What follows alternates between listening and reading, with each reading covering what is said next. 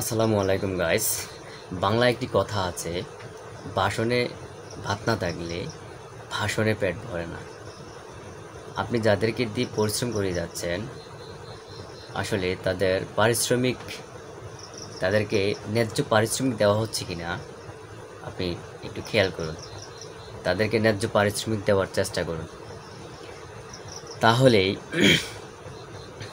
আসলে আপনার গুরুত্বপূর্ণ ভাষণ তাদের কাজে আসবে। কথায় আছে আরও, পেটে যদি ক্ষুধা থাকে আসলে লজ্জা পেয়ে কোনো লাভ নেই। ঠিক তেমনই পেটে গেলে পিঠে সয়। আপনি তাদেরকে দিয়ে পরিশ্রম করাবেন, কিন্তু তাদের ন্যায্য পারিশ্রমিক তাদেরকে দিচ্ছেন কিনা তাদের দিকে খেয়াল রাখতে হবে।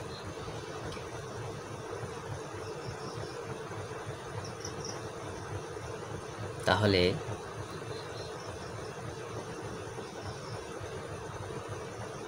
আল্লাহ আপনাকে উত্তম প্রতিদান দান করবেন। সবাইকে আল্লাহ বোঝার চেষ্টা করুন।